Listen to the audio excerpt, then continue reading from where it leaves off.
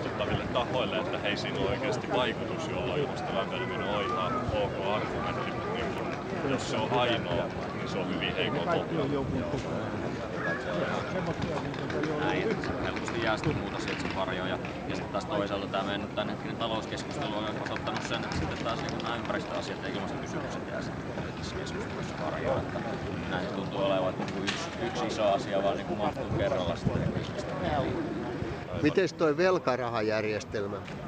Velkarahajärjestelmä? Niin, miten sen suhde tähän luonnonsuojeluun mahtaa olla? Sen suhde luonnonsuojeluun? No okei, no siis siinä nyt puhutaan kuitenkin sellainen niin aika lyhyen syklin asioista siinä, että pidetäänkö me meidän niin eurojärjestelmä pystyssä vai ei. Ja se on niin semmoinen asia, että niin sen takia kyllä me niin tuetaan sitä niin noita velkajärjestelyitä. Mutta niin puhut sä niin yleisemmin niin rahoitusmarkkinoista? Siis sanoisitko että sä tuet näitä velkajärjestelyitä? Niin siis tarkoitat se niinku... Siis nyt Portugalin uusimpana kerhossa? Joo, kyllä me niitä tukipaketteja tuetaan. Okei, mistä ne rahat saadaan muualta kuin velasta? Niin, no nimenomaan, mutta kyllä ne on maksusuunnitelmat ja sen mukaan... Niin mistä ne maksusuunnitelman tase katetaan? No ne katetaan sitten niiden tulevasta niin minkä tulojen? Kun kaikki tulot on velkarahaa, mistä pankki perii korkoa. Joka välissä on pankin siivu.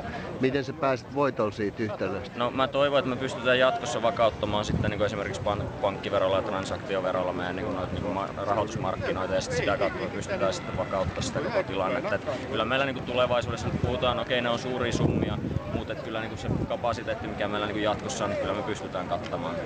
Ai jaa, okei, eli velasta pääsee ylös? No kyllä mä uskon niin, mä haluan toivoa. Aha, okei. Mites tää olisi tämmönen velaton rahajärjestelmä?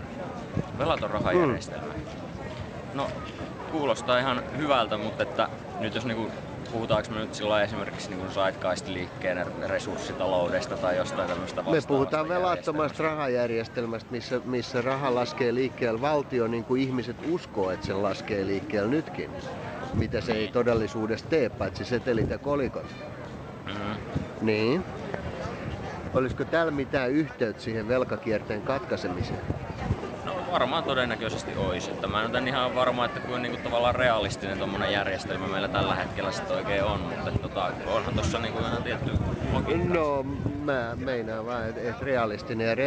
Miten realistinen on loputon kasvu rajattomassa tilassa? No,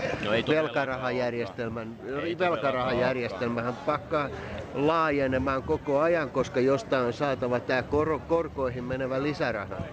Toi on ihan totta, mutta just siis se, että millä me tommonen, koska toi vaatisi täydellistä globaalia muutosta siis tuossa no aluksi se vaatii vaan sen, että Suomeen saatais se. Eihän se, että sä voi kaikkien maiden rahasysteemeen mennä ronkkimaan. Siis se mihin mä esimerkiksi uskon, että se, että EU-laajuisesti voitaisiin esimerkiksi säätää valuutansiirtovero tai transaktiovero. Siis sillä voitaisiin vakauttaa rahoitusmarkkinoita jonkun verran ja EU on sen verran riittävä iso talousalue, että se olisi mahdollista. Eikä suinkaan pankkien hallinnassa eikä pankkien lobbareiden aikaansaannos alun perin. Niin, mutta eli EU-fasistisena lainsäädäntöön ei saa olla olemassa. Joo, kyllä. Okei, selvä. Kiitos.